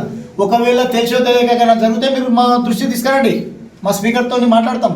మా స్పీకర్ కుల్లో చెప్తున్నాడు, వికారాబాద్ కాన్స్టిట్యున్సీ శాంతి భద్రతలు ప్రశాంతంగా ఉండాలి, ప్రశాంతమైన వాతావరణంలో వికారాబాద్ పోవాలి, కక్ష సాధింపు చర్యలు లేవు, ఒక హెల్దీ పొలిటికల్ నడవాలి అనే కాన్సెప్ట్తోనే స్పీకర్ గారు ఉన్నారు ప్రసాద్ కుమార్. మరి ఆ కాన్సెప్ట్తో మేము పోతున్నాం. మా పార్టీల కింది లెవెల్ ఎక్కడన్నా పొరపాటు జరిగితే కూడా గ్రామ స్థాయిలో లేకపోతే మండల స్థాయిలో ఎక్కడన్నా టౌన్లో కానీ ఎక్కడన్నా పొరపాటు జరిగితే చెప్పండి, సలహా ఇవ్వండి, మాకు లెటర్ రాయండి. మా పార్టీకి డైరెక్ట్ మా స్పీకర్కే లెటర్ రాయండి. ఆయనకు మీ పార్టీలు రాస్తలేరా? బీఆర్ఎస్ పార్టీలు రాస్తున్నారు కదా లెటర్, అడ్వకేట్లను పెట్టి వాదిస్తున్నారు కదా. నువ్వు మాజీ ఎమ్మెల్యే స్థాయిలో నువ్వు లెటర్ రాయి, ఏమేమి పొరపాటు జరిగినా ఒక లెటర్ రాయి. రాస్తే మేము దాని మీద ఎంక్వైరీ చేపిస్తాం, దాని మీద సర్ది చూపిస్తాం. అంతేగాని ఒక గౌరవమైనటువంటి పదవులు ఉన్న వ్యక్తిని మళ్ళీ కించపరిచే విధంగా మాట్లాడడం అది గౌరవం కాదు అని ప్రతిపక్ష పార్టీకి సంబంధించినటువంటి పెద్దలకు నేను సలహా ఇస్తున్నాను. నేను ఆ సలహా వాళ్ళు తీసుకుంటారో తీసుకోరో నాకు తెలియదు, కానీ నేనైతే ఒక రిక్వెస్ట్ చేస్తున్నా వాళ్ళకి, ఆ పద్ధతి మార్చుకోమని చెప్తున్నాను. ఆ పద్ధతి కరెక్ట్ కాదు. మీ దగ్గర సాక్ష్యం ఉంటే నిరూపణ చేయండి, తప్పు లేదట. ఎలాంటి సాక్ష్యం లేదు మాట్లాడకండి దయచేసి. ఈ రోజులలో ఎవరు మెచ్చుకోరు అట్లా. ఇప్పుడు మేము మొన్న మాట్లాడినాం, ప్రెస్ కాన్ఫరెన్స్ పెట్టి కోమటిరెడ్డి వెంకరెడ్డి విషయం నేను మాట్లాడిన దాని మీద ఎంక్వైరీ అయింది, ఎఫ్ఐఆర్ అయింది, అరెస్ట్ అయింది. వికారాబాద్లో పెట్టాం కదా ప్రెస్ కాన్ఫరెన్స్, అయినా కాలేదా? గాలిగిట్ట మాట్లాడినామా? మేము ఏదన్నా నోట్లకి వెళ్ళి మాట్లాడితే దానికి సాక్ష్యం ఉంటేనే మాట్లాడతాం. మా పార్టీలో ఎవరైనా గాలి మాటలు మాకు అవసరం లేదు. గాలి మాటలు మాట్లాడి వ్యక్తిగతంగా మాజీ ఎమ్మెల్యేని కించపరిస్తే మాకు వచ్చే లాభం ఏం లేదు. ఇంకా ఉల్టా మా సంస్కారం లేని వాళ్ళని మమ్మల్ని తిరుగుతారు జనాలు. ఆ పని మేము చేయము. దయచేసి బీఆర్ఎస్ పార్టీలో ఉన్న వాళ్ళు కూడా ఈ బట్టలు ఇప్పుతాము, చాకులతో ఓడుస్తాము, కర్రలాత పెడతాము, అవన్నీ ఉద్యమంలా పాపం ఆందోళన రెచ్చగొట్టడానికే మాట్లాడినే మాటలు. అవి దినం పని చేయి, అవి డేట్ అయిపోయిన ట్యాబ్లెట్లు అయిపోయినాయి, ఆ ముచ్చట్లకు పని రావు. ఇప్పుడు పని ఏం ఆడుతారంటే, ఇప్పుడు మీరు విమర్శించే విధానం ఎట్లుండాలంటే, కాంగ్రెస్ పార్టీ వచ్చి 2 ఏళ్ళు అయింది, 2 ఏళ్ళలో మీరు ఏమేమి డెవలప్మెంట్ చేసారు, శ్వేతపత్రం మీరు విడుదల చేయండి, ఇట్లా అడగాలి వాళ్ళు. ఆ ప్రతిపక్షం మీరు ఏమేమి పనులు చేసారు, ఎన్ని టెండర్లు అయినాయి, ఎన్ని గ్రౌండ్ అయినాయి, ఏ రోడ్డు చేస్తున్నారు, మాకు శ్వేతపత్రం విడుదల చేయండి, మేము ప్రతిపక్షంగా డిమాండ్ చేస్తున్నాం అని అడగండి, తప్పులేదు అట్లా. అవి విడిచిపెట్టిరు, ఆడ తీసుకుంటే సాక్ష్యం ఈయన చెప్పే సాక్ష్యం, కొన్ని సాక్ష్యాలు చెప్పారు. అట్లా మీ దగ్గర ఏమన్నా ఉంటే చూపించండి. పుట్టిన సాక్ష్యం. ఇప్పుడు కాంట్రాక్టర్ మేమే కదా, వికారాబాద్లో పెద్ద కాంట్రాక్టర్ మేమే, 100% మేము, ఆ లక్ష్మీకాంత్ రెడ్డి, హర్షవర్ధన్, మేమే ముగ్గురు. ఏ గవర్నమెంట్ వచ్చినా ఈ ముగ్గురు కాంట్రాక్టర్లే కాదు. ఆ గవర్నమెంట్లో వాళ్ళకి ఇవ్వలేము రూపాయి, ఈ గవర్నమెంట్లో వీళ్ళకి ఇవ్వం. మేము ఎందుకు ఇస్తామా? పుణ్యానికి ఇస్తామా? మా పని మేము చేసుకుంటాం. ఆ గవర్నమెంట్లో వాళ్ళకు కూడా ఇవ్వలేము మేము, ఈ గవర్నమెంట్లో వీళ్ళకి కూడా ఇవ్వం. క్వాలిటీ కంట్రోలర్ ఉంటారు, దానికి ఒక చట్టం ఉంటుంది, పద్ధతి ఉంటుంది. గాలి గట్ల పైసలు ఇచ్చే రోజులు పోయినాయి, ఎవరు ఇయ్యరు. దానికి ఒక పద్ధతి ఉంటుంది, దానికి బోర్డ్స్ ఉంటాయి, విజిలెన్స్ ఉంటుంది, ఎన్ని ఎంక్వైరీలు ఉంటాయి, ఎన్ని ఎడ్స్ ఉంటాయి దాని మీద. నీకు తెలియదు ఆ పత్రికలలో ఎన్ని ఎడ్స్ ఉంటాయి. వాడు గుంత కొట్టి గుంత చూస్తాడు. ఎవరికి ఏమి ఇయ్యరు. ఎవరైనా ఆశ పెట్టుకుంటే కూడా అది బంద్ చేసుకోండి. మేము ఇచ్చే ప్రశ్నే లేదు. మేము తాండూరులో పనిచేసినాం, వికారాల్లో పనిచేసినాం, పోయిన గవర్నమెంట్ కూడా మేము ఇవ్వలేము, ఈ గవర్నమెంట్ కూడా ఇవ్వం, ఎవరికి ఇవ్వం. కుల్లమాట అది చెప్దామని వచ్చిన నేను. స్పీకర్ ఇప్పుడంటే స్పీకర్ అయిన కానీ అప్పుడు ఆయన ఒక దళితుడు, 61 సంవత్సరం ఏజ్ అయినది. 42 సంవత్సరాల కింద వాళ్ళ అమ్మ ఆయన బుల్లెట్ కొనిచ్చింది. 42 ఏళ్ళ కింద వాళ్ళ అమ్మ ఆయన బుల్లెట్ కొనిచ్చిందంటే నువ్వు సంతోషపడు. 42 ఏళ్ళ కింద పెద్ద పెద్ద రెడ్డిలు భూస్వాములతో మాత కూడా బుల్లెట్ లేదు అప్పుడు. ఆ కాలంలో మీ దళిత బిడ్డ ఒక ఆయన బుల్లెట్ వచ్చిందంటే ఎంత హ్యాపీగా ఫీల్ కావాలి. ఒకవేళ నువ్వు విమర్శించాలంటే నీతో మారుతికారాన్ని ఉండాలి అప్పుడు. జర అంటే ఇప్పుడు ఒక మనిషిని మనం అనాలనుకుంటే జర మన స్థాయి పెద్దలు ఉంటే అంటే అర్థం ఉంటుంది. అది లేకపోయే. అరే నువ్వు సంతోషపడు భయ్, మీ వాడు ఒక బుల్లెట్ లెక్కిండంటే వాళ్ళ అమ్మ పాలు పోసి 20-30 బర్రెలను కట్టి నా కొడుకు బుల్లెట్ మీద దింపింది అంటే నాకు రెడ్డిలు భూస్వాములు పెద్ద పెద్ద వాళ్ళ జత కూడా ఆమె కొడుకుని దింపింది. నువ్వు సంతోషపడు దానికి. ఒక దళిత బిడ్డ బుల్లెట్ ఎక్కిందంటే నువ్వు సంతోషపడు. దాన్ని ఎంకరేజ్ చేస్తే ఎట్లా? హ్యాపీగా ఫీల్గా. ఇప్పుడు నువ్వు కూడా పెద్దది ఒక 7 కోట్ల కారు తెచ్చుకుంటే నేనైతే నీ ఇంటికి వచ్చి స్వీట్ తినబెడతాను. నేను ఎక్కాలి, అందరూ డెవలప్ కావాలి. ఇంకెన్ని రోజులు ఈ దరిద్రాన్ని అనుభవించాలి? ఇంకా దరిద్రాన్ని అనుభవించుకుంటాను కదా ముందే. అందరూ డెవలప్ కండి. మీ దాంట్లో మీ జాతిలో మీ దళిత బిడ్డలు డెవలప్ అయితే మీరు సంతోషపడాలి. ఇప్పుడు చంద్రనాయక్ అన్నాడు చూడు, నేను డెవలప్ కా, ఈయన కూడా డెవలప్ కావాలి, ఆయన కూడా కిషన్ నాయక్ లాగా డెవలప్ కావాలి. తప్పేముంది అలా? ఆయన కూడా ఇంకా ఇన్ని రోజులు ఇంకా పేదరికంలో ఉండాలి. మంచి పేదరికంలోకి అందరూ బయటికి రావాలి, అందరూ డెవలప్ కావాలి. దానికి అభినందించాలి. ఎవరు? మా మాజీ శాసనసభ్యుడు గౌరవనీయులైనటువంటి డాక్టర్ సాబు అభినందించాలి. మావోడు ఒకడు దళితుల బిడ్డ పాలు వాళ్ళ అమ్మ పాలమ్మి ఒక బుల్లెట్ మోటార్ సైకిల్ కొనిచ్చింది. అది రా మా డెవలప్మెంట్ అంటే అని ఇట్లా చెప్పాలి. కానీ దాన్ని ఎంకరేజ్ చేస్తే ఎట్లా? ఇది కరెక్ట్ కాదు. కొద్దిగా మరి సరే ఆయనకు చాలా కరెక్ట్ ఇస్తలేనట్టున్నారు. అది కరెక్ట్ కాదు, సరిపోతలేదు. నా రిక్వెస్ట్ ఒకటే ప్రతిపక్ష పార్టీకి, మీరు మా వాగ్దానాల మీద మా ఎలక్షన్ మేనిఫెస్టో మీద ముంగలు పెట్టుకొని మేమేమేమి తప్పుగా చేసినామో దాని మీద పాయింట్అవుట్ చేయండి. తప్పు లేదు. వ్యక్తిగతమైన విమర్శన పోకుండా మేము పోము, మీరు పోము, మేము కూడా పోము. వ్యక్తిగతమైన విమర్శన మేము కూడా పోము, మీరు కూడా పోకండి. డెవలప్మెంట్ మీద మాట్లాడండి. వికారాబాద్కి ఇది కావాలి, అది కావాలి, అది కావాలి, ఇది కావాలని మీరు కొట్లాడి ధర్నా చేస్తే ఆ కటింగ్లు తీసుకుపోయి మేము సీఎం దగ్గర కూర్చొని ఇంకా మంజూరు ఎక్కువ తీసుకొస్తాం. అట్లా కొట్లాడండి. మీరు అట్లా కొట్లాడితే లేదని మాకు బాధ అవుతున్నది. మీరు కొట్లాడండి. వికారాబాద్ 500 కోట్లు కావాలి, కొడంగల్ డెవలప్మెంట్ 1000 కోట్లు అయితే వికారాబాద్ 500 కావాలి, 1000 కోట్లు కావాలి, 2000 కావాలని కొట్లాడుంటే ఆ కటింగ్లను తీసుకుపోయి సీఎం దగ్గర కూర్చొని మేము ఇంకా మంజూరు ఎక్కువ ఇస్తాం. వికారాబాద్ డెవలప్ చేసే ఆలోచన చేయండి. మీరు ఎలక్షన్ ముంగల మాట్లాడండి. 2-3 నెలలు ఉంటే చూడండి, అప్పుడు మాట్లాడండి. ఇప్పుడు 3 ఏళ్ళ ముచ్చట ఇప్పుడు మాట్లాడి మురుగశీల కాంటలు ఇతనం పెడితే ములుస్తుంది కానీ మీరు దినామిత్రం పెడతామంటే ములుస్తా? అదే ఈ ఇతరంలో వాళ్ళు తీసుకుపోతున్నారు గడల మీద ఇతరం పెట్టుకుంటారు. అది కరెక్ట్ కాదని నా యొక్క విజ్ఞప్తి. మరి నిన్న హైదరాబాద్లో బీఆర్ఎస్ పార్టీ కార్యాలయంలో మాజీ ఎమ్మెల్యే మెతుకానంద్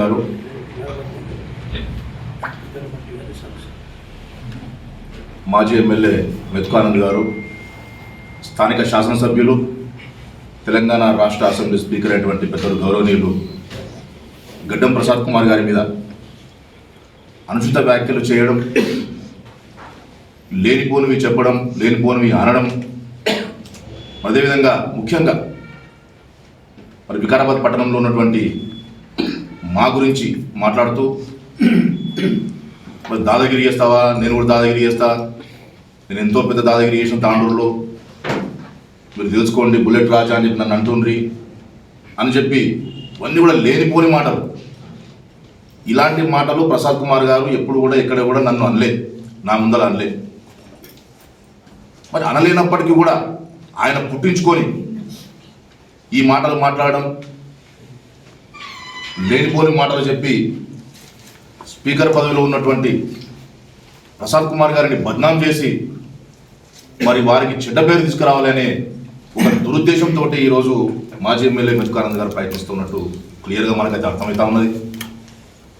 మరి అదేవిధంగా ఈరోజు ఇవన్నీ మాటలు, ఇవన్నీ విషయాలు ఇన్ని రోజుల తర్వాత ఎందుకు గుర్తొస్తున్నాయనంటే ముఖ్యంగా రేపు ఎల్లుండో మున్సిపల్ ఎలక్షన్స్ రాబోతున్నాయి.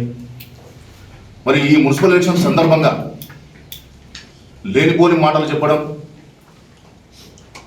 అబద్ధాలు పలికి బట్టగాల్చి మీదేసి ప్రసాద్ కుమార్ గారిని కాంగ్రెస్ పార్టీని బద్నాం చేసి ఆయన ఏదో పైచేయి సాధించి ఇక్కడ పెద్ద ఎత్తున కాంగ్రెస్ మన బీఆర్ఎస్ పార్టీకి చెందినటువంటి కౌన్సిలర్స్ని గెలిపించుకోవాలి, మున్సిపల్ మీద బీఆర్ఎస్ పార్టీ జెండా ఎగరేయాలి అనే ఒక దురుద్దేశంతో ఆయన ఈ లేనిపోని మాటలు మాట్లాడుతున్నాడు తప్ప మరి ఎక్కడ కూడా ఎవరి మీద కూడా ఆయనకు ఎప్పుడు కూడా అభిమానం లేదు. మరి కాంగ్రెస్ పార్టీ వాళ్ళ మీద ఆయనకి ఎందుకు అభిమానం లేదు నాకు అర్థమవుతలేదు. మరి ఏవైనా కాంగ్రెస్ పార్టీ ఇష్యూస్ ఉంటే అవన్నీ కూడా మా ఫ్యామిలీ ఇష్యూ. కాంగ్రెస్ పార్టీ అనేది ఒక పెద్ద పార్టీ, ఒక పురాతనమైనటువంటి పార్టీ, ఒక 140 సంవత్సరాల క్రితం ఏర్పాటు చేసుకున్నటువంటి పార్టీ. మరి ఈ పార్టీలో కొంచెం స్వేచ్ఛ కూడా ఎక్కువనే ఉంటుంది. తద్వారా కొన్ని ఒడిదుడుకులు అయిండొచ్చు, తప్పు ఒకటి జరుగుతుండొచ్చు. అయినప్పటికీ కూడా మా పెద్ద మనిషి ఉన్నాడు, ఆయన రాష్ట్రానికి స్పీకర్, ఎమ్మెల్యేలకు, ముఖ్యమంత్రులకు అందరికీ కూడా ఎవరికి ఎప్పుడు మాట్లాడాలా, ఏ విధంగా మాట్లాడాలని బుద్ధులు చెప్పే వ్యక్తి.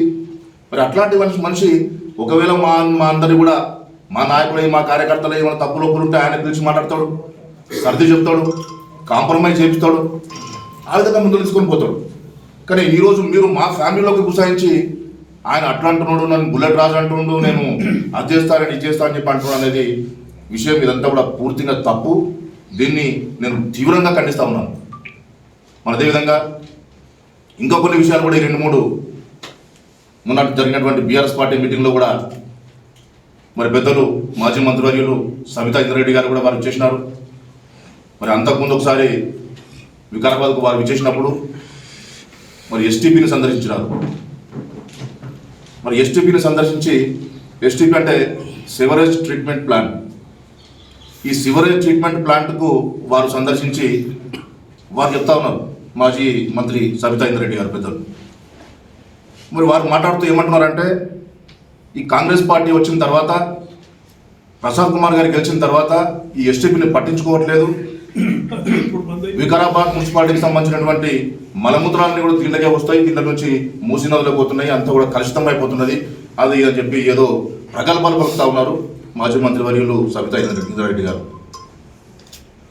మరి అమ్మ అక్క మీకు తెలుసో తెలియదో కానీ మరి ఆ ఎస్టీపీని ఏర్పాటు చేసిందే కాంగ్రెస్ పార్టీ. వికారాబాద్ పట్టణంలో అండర్ గ్రౌండ్ డ్రైనేజ్ను ఏర్పాటు చేసిందే కాంగ్రెస్ పార్టీ. మరి ఆ తర్వాత ఏర్పాటు చేసిన తర్వాత మరి ఏర్పాటు చేసిన తర్వాత మున్సిపల్ చైర్పర్సన్ విశ్వనాథం సత్యనారాయణ గారు ఆ తర్వాత ఉండే మరి సత్యంశెట్టి గారు ఉన్నంత వరకు దాన్ని క్లియర్గా కరెక్ట్గా దాన్ని మెయింటైన్ కూడా చేయడం జరిగింది. మరి ఆ తర్వాత బీఆర్ఎస్ పార్టీ అధికారంలోకి వచ్చింది.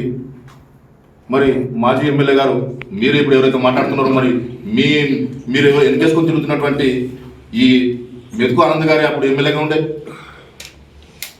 మరి చిగులపల్లి రమేష్ గారి భార్యనే మంజుల రమేష్ గారు చైర్మన్గా ఉండే. మరి ఆ టైంలో ఎన్నోసార్లు మేము ఎస్టీపీని సందర్శించడం జరిగింది కాంగ్రెస్ పార్టీ తరఫు నుంచి. ఎస్టీపీని సందర్శించి అక్కడ వాళ్ళు ఉన్నటువంటి అక్కడ పనిచేస్తున్నటువంటి ఆ ఉద్యోగస్తులతో మాట్లాడినాం, ఎందుకు రిపేర్లు అయినాయి, ఏం ప్రాబ్లం వచ్చింది, ఎందుకు నడవట్లేదు అని చెప్పి మాట్లాడితే కొన్ని మోటార్లు కాలిపోయినాయి సార్, దీంట్లో కెమికల్ కూడా పోయింది, కెమికల్ ఎన్నో అప్పుడు మనం ఎస్టీపీ కట్టినప్పుడు కెమికల్ తీసుకొచ్చి దీంట్లో వేసిర్రు, ఆ కెమికల్ అంతా కూడా కొత్త కెమికల్ వేయాలి, దాని తర్వాత ఈ మోటార్లు కూడా రిపేర్ చేయాలని చెప్తే నేను ఎన్నోసార్లు వికారాబాద్ మున్సిపల్లో మాట్లాడడం జరిగింది. ఇదే చైర్మన్ గారు టీఆర్ఎస్ పార్టీలో ఉన్నప్పుడు నేను మాట్లాడడం జరిగింది ఇదే మున్సిపల్లో ఈ సమస్యల గురించి.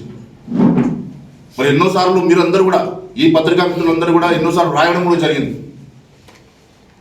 సుధాకర్ రెడ్డి గారు వికారాబాద్ పట్టణ అధ్యక్షులు ఈ ఎస్టీపీ గురించి మాట్లాడడం జరిగింది, ఈ సమస్యను లేవనెత్తడం జరిగింది. మరి ఎందుకు పట్టించుకోవట్లేదు, దాన్ని రిపేర్ చేయాలి కదా, దాన్ని ముందుకు నడిపేయాలి కదా, దాన్ని మంచిగా చేయాలి కదా అని చెప్పి ఎన్నోసార్లు మీరు కూడా పత్రికా మిత్రులందరూ కూడా దాని గురించి రాయడం జరిగింది. అది వాస్తవం. అది మరి అప్పుడు ఎక్కడ కూడా బీఆర్ఎస్ పార్టీ ఈ ఎస్టీపీ గురించి పట్టించుకోలేదు.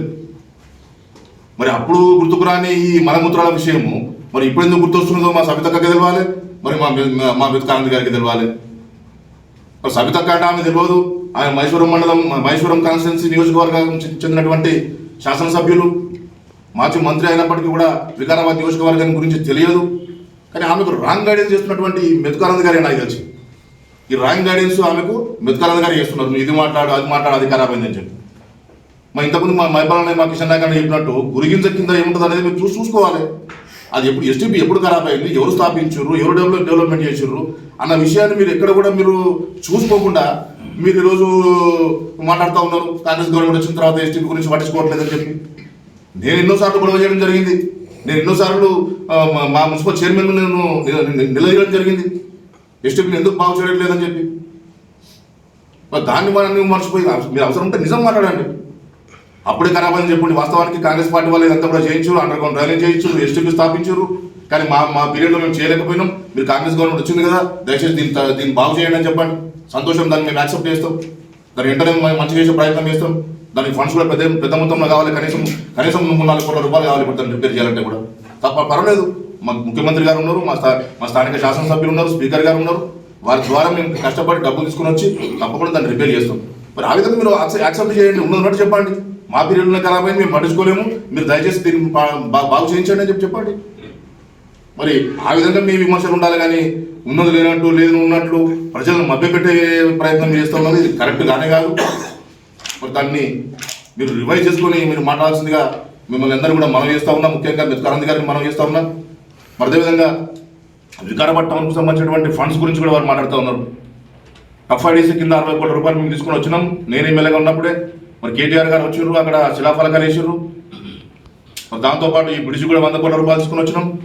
మరి దానికి సంబంధించి కూడా శిలాఫలకాలు వేసిర్రు అని చెప్తున్నారు. వాళ్ళంతా కూడా వికారాబాద్ ప్రజలను మభ్యపెట్టడానికి కేవలం ఒక కాగితాలు జియో కాపీలు తీసుకుని వచ్చి అక్కడ శిలాఫలకాలు వేయడం జరిగింది. అక్కడ మన మారుతి నగర్ ఖమ్మం దగ్గర హనుమాన్ మందిర్ దగ్గర శిలాఫలకాలు మాత్రమే వాళ్ళు వేసారు, ఒక కాగితం మాత్రమే తీసుకుని వచ్చారు. తర్వాత మెత్కానంద్ గారు ఓడిపోయారు. ఆ తర్వాత కాంగ్రెస్ గవర్నమెంట్ వచ్చింది.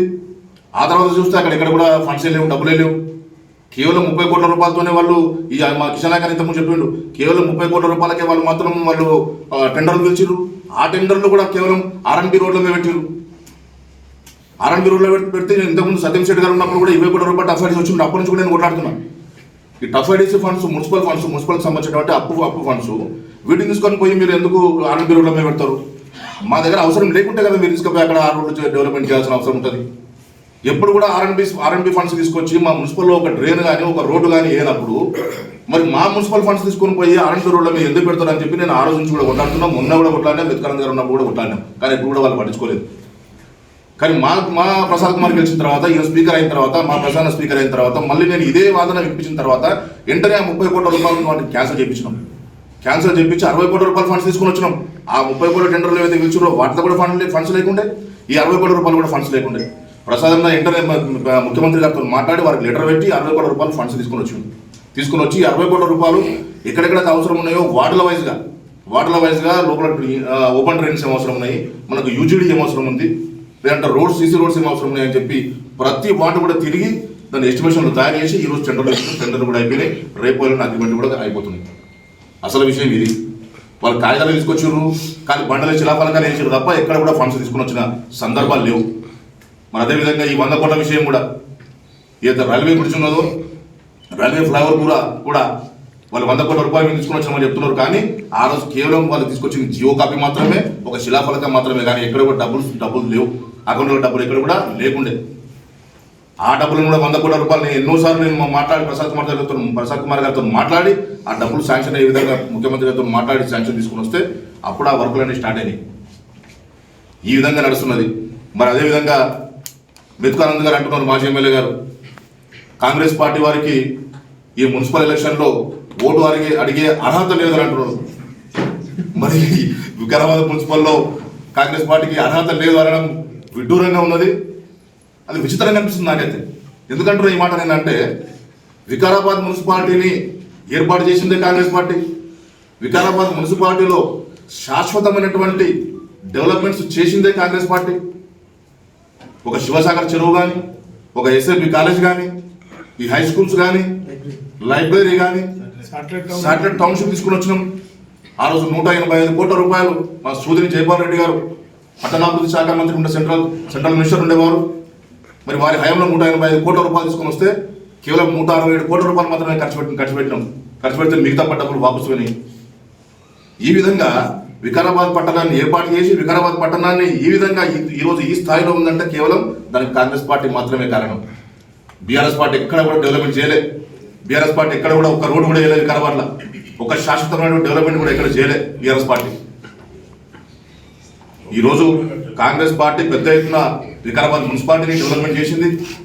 కాంగ్రెస్ పార్టీ ఈరోజు రాబోయే మున్సిపల్ ఎలక్షన్లో ఒకవేళ ఓట్లు అడిగే అవకాశం అవసరం ఉంటే కేవలం కాంగ్రెస్ పార్టీకే ఉన్నది అర్హత. ఇదే బీఆర్ఎస్ పార్టీకి లేదని చెప్పి ఈ సందర్భంగా మీకు అందరికీ కూడా తెలియజేస్తా ఉన్నాను. ఎందుకంటే ఇప్పుడు కూడా మీరు వికారాబాద్ పట్టణాన్ని పట్టించుకున్న పాపాన అవ్వలేరు. కాబట్టి ఈ అర్హత మీకు లేదు. ఈ మున్సిపల్ ఎలక్షన్లో ఓటు అడిగే అర్హత మాజీ ఎమ్మెల్యే మెతుకానంద్ గారికి కానీ బీఆర్ఎస్ పార్టీకి లేదు అని చెప్పి ఈరోజు నేను క్లియర్గా చెప్తా ఉన్నాను. అర్హత ఉందంటే కేవలం కాంగ్రెస్ పార్టీకే. తప్పకుండా రాబోయే మున్సిపల్ ఎలక్షన్లో మా మార్కెట్ కమిటీ చైర్మన్ చాపల శ్రీనివాస్ ముద్దిరాజు గారు చెప్పినట్లు 30 వార్డులు గెలిచి తీరుతాం, గెలిచి చూపిస్తాం. కాంగ్రెస్ పార్టీ జెండా వికారాబాద్ మున్సిపల్ పైన ఎగిరేసి చూపిస్తామని చెప్పి తెలియజేస్తూ సెలవు.